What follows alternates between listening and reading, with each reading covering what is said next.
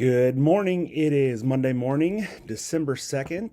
We are in the month of December, getting ready for Advent and Christmas, counting down the days already to where we anticipate the coming of Jesus in the form of baby, but ultimately in our Savior as well.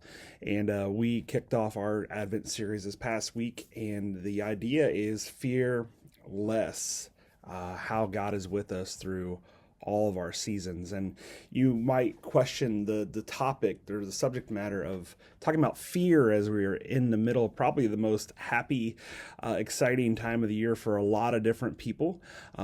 Everything is case by case. It's not always the happiest for everybody, but in general, many people look forward to this, and yet I would guess and even say that there is a lot of under the surface fears that probably come out in this time, or that we try to suppress in a lot of different ways, that prevent us from walking in the peace that God gives us. We started off with the fear of not being worth enough in other people's eyes or in God's eyes, and the next week we'll talk about fear in our relationships, and the following week fear in our finances, and then finally we'll be talking about the fear about the future, and all of this to say that even though it's a joyous time, it's also challenging to navigate the consistencies of life when you still have to pay bills, be in relationship with people, plan for the future, to have good financial standing in our own personal lives, and how do we use that and leverage it for the kingdom,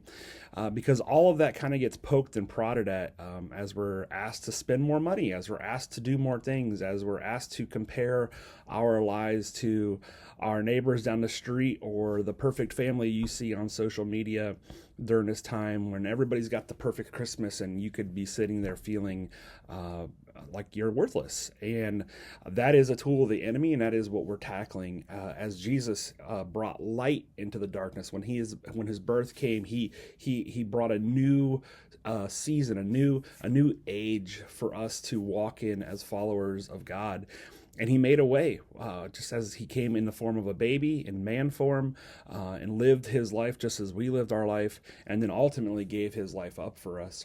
And so this week and month, I invite you to wrestle with what are the fears that you have beneath the surface, and how might those be highlighted right now, even as we're in this joyous season of light and excitement.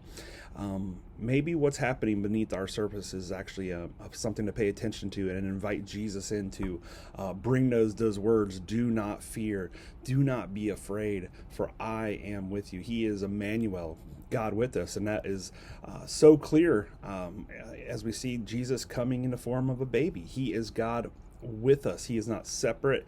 He's not isolated. He didn't keep his distance from us.